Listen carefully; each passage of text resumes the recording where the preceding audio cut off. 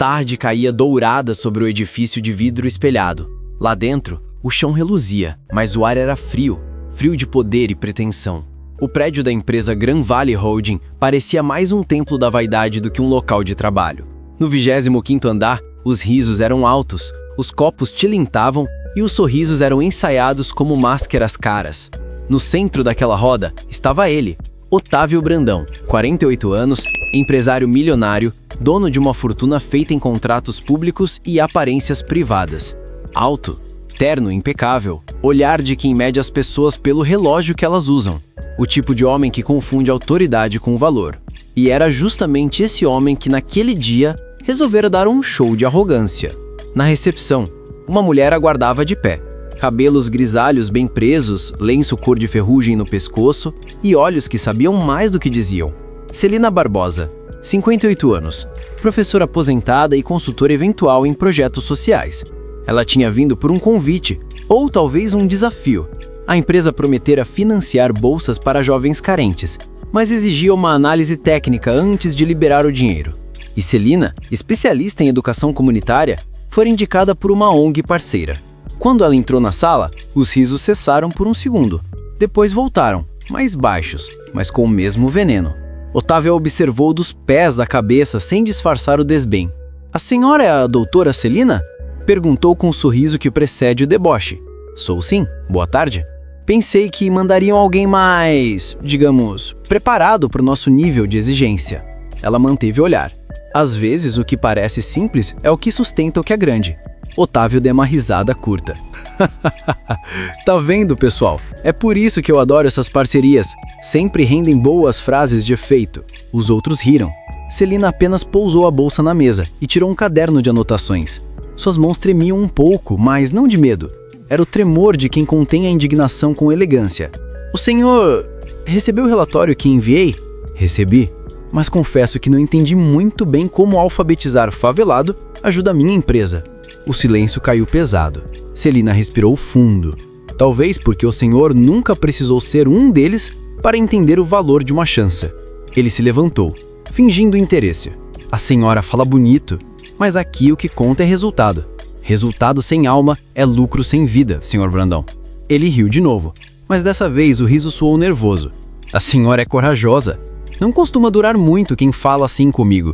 E talvez seja por isso que ninguém lhe diz o que realmente pensa." A frase atravessou o vidro da sala como um raio. Os olhares se desviaram. Celina fechou o caderno. Suas mãos tremiam um pouco, mas não de medo. Era o tremor de quem contém a indignação com elegância. "Eu vim aqui por respeito ao convite, mas se for para ser tratada como distração, eu volto para onde a palavra ainda tem valor." Ela se levantou e caminhou até a porta. Otávio, meio atônito, deu um passo à frente. "Espere, a senhora acha mesmo que pode me dar lição?" "Não, acho que a vida vai dar. E eu só vim observar o ensaio." Saiu em silêncio. Naquela noite a cidade chovia. Celina voltava para casa num ônibus cheio, o rosto refletido no vidro molhado. Pensava na insolência dele, no quanto o poder cega, no quanto os risos de plateia alimentam a prepotência de quem nunca foi contrariado.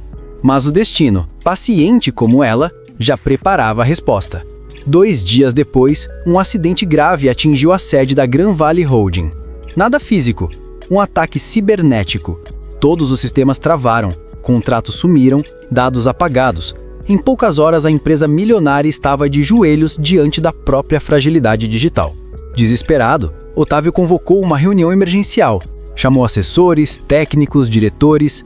Ninguém tinha solução. Tudo parado, milhares de clientes exigindo explicações. Foi então que a assistente lembrou. "Senhor, a senhora Celina deixou um cartão. Disse que se algo fugisse do controle, talvez pudesse ajudar." Ele arqueou a sobrancelha, sem entender. "Uma professora aposentada vai resolver o que minha equipe de TI não conseguiu? Ela pediu para eu entregar isso caso precisasse", insistiu a assistente, colocando o cartão sobre a mesa. No verso, uma frase escrita à mão. "Nem sempre o que apaga é o que destrói. Às vezes é o que limpa." Otávio respirou fundo. "Traga aqui, agora." Horas depois, Celina entrou no prédio novamente, o mesmo onde fora ridicularizada. Mas agora, o silêncio tinha outro peso.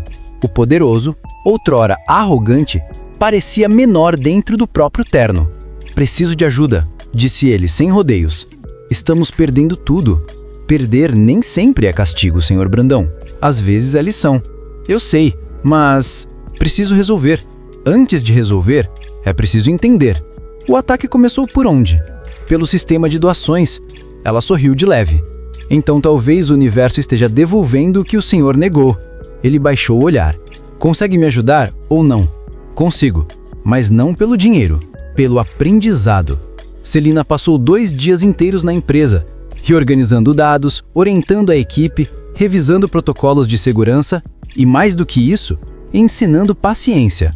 Não há ordem sem calma, repetia. Enquanto isso, os funcionários observavam a cena como se assistissem a um filme. A mulher que fora motivo de piada agora comandava a recuperação do império que a desprezara.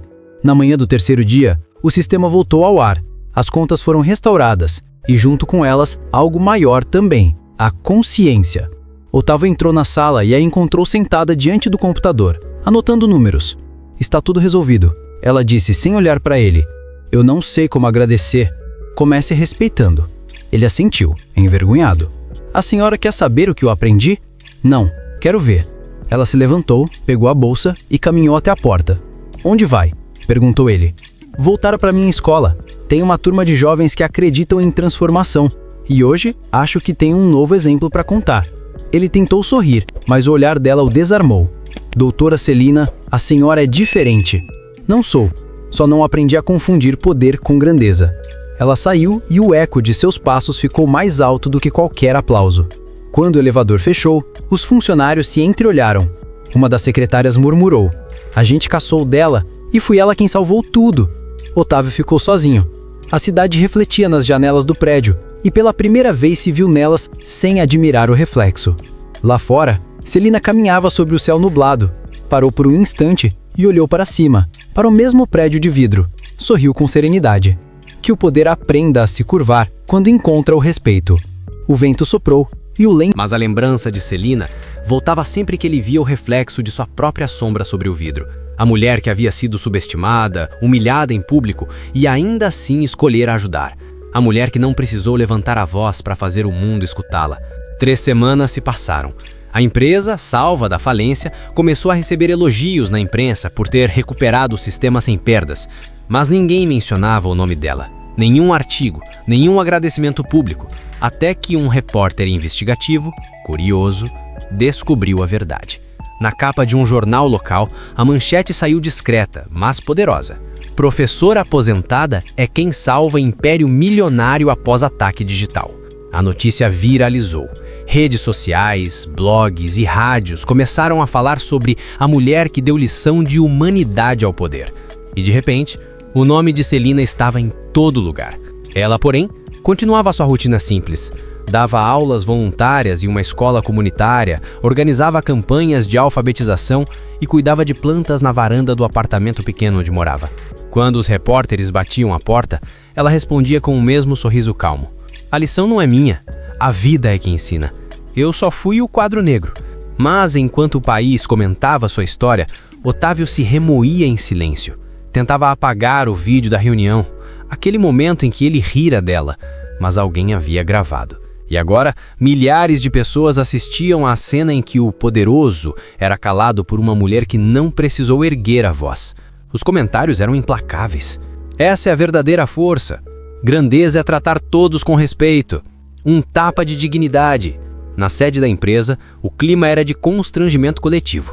Os funcionários evitavam o assunto, mas cada um sabia o quanto tinham sido cúmplices das risadas.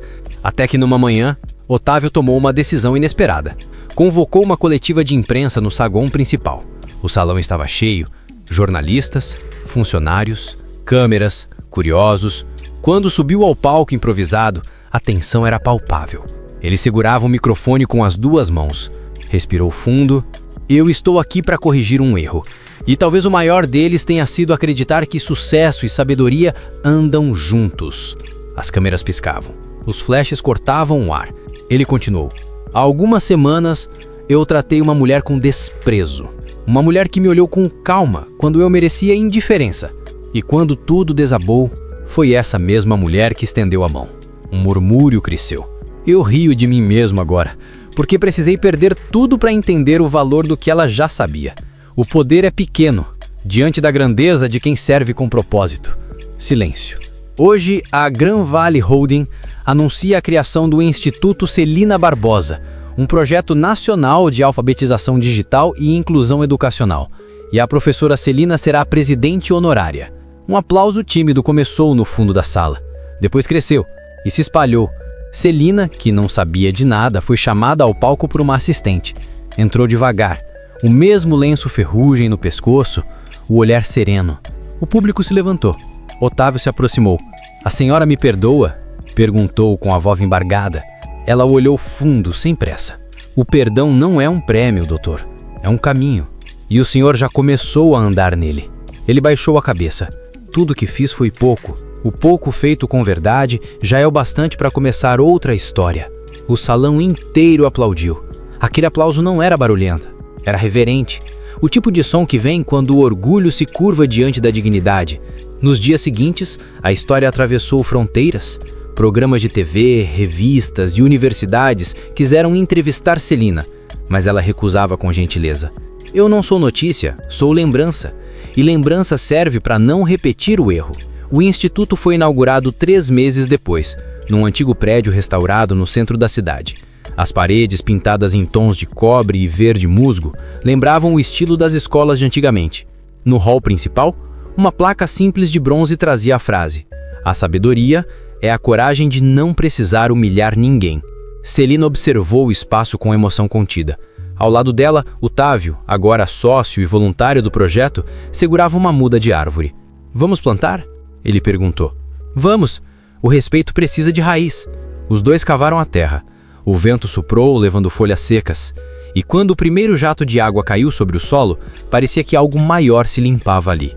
No dia seguinte, uma das ex-alunas de Celina, uma jovem chamada Iris, entregou-lhe um envelope. "Professora, chegou pro instituto." Celina abriu. Era uma carta. Dentro, uma folha dobrada com caligrafia firme. "Dona Celina, eu já tive muitos títulos, mas o que a senhora me deu é o único que tem valor, o de aluno. Obrigado por não desistir do ser humano que existia atrás do meu sobrenome. Com respeito, Otávio." Ela dobrou a carta devagar e a guardou no bolso do lenço. Depois olhou para o alto e murmurou: Meu Deus, quando o poder se ajoelha é sinal de que a lição foi dada." À noite, o prédio do instituto se iluminou. Crianças corriam no pátio, adultos aprendiam a digitar. Idosos sorriam ao escrever o próprio nome pela primeira vez. O som das teclas misturava-se ao riso das vozes. Era o barulho da dignidade renascendo. Celina caminhava entre eles, com o mesmo ar sereno de sempre. Parava, olhava, orientava. A cada rosto um espelho do que acreditava. De repente, uma senhora se aproximou, segurando uma folha impressa. "Professora, olha o que escrevi." Celina leu devagar. "Não é o poder que ensina, é a humildade." Ela sorriu, os olhos marejados. "Está perfeito, minha filha. Essa frase podia estar na entrada do mundo." O vento noturno atravessou as janelas abertas. O lenço ferrugem balançou no pescoço dela, como se tivesse vida. E por um instante, o tempo pareceu parar. Na calçada do outro lado da rua, Otávio observava tudo sem ser visto. Um olhar de quem finalmente compreendeu que grandeza não é o que se impõe, é o que se oferece. Ele tirou o relógio caro do pulso e o guardou no bolso. Depois virou-se e caminhou, leve, como quem começa outra existência. Enquanto isso, lá dentro, Celina apagava as luzes da sala de aula. O quadro negro ainda guardava a última frase escrita pelos alunos. O respeito é o único diploma que não se pendura na parede, se carrega no coração. Ela apagou as palavras com um apagador de feltro, mas o giz branco deixou um leve rastro. E olhando aquilo, murmurou: "Que bom que algumas lições ficam mesmo depois da limpeza. Alguns riem quando subestimam, outros aprendem quando são silenciados. Mas só os grandes entendem quando uma lição vem sem gritos, apenas com um exemplo. Se essa história te tocou, se acredita que poder sem respeito é vazio, deixa seu like, se inscreve. Sabedoria é a coragem de não precisar humilhar ninguém."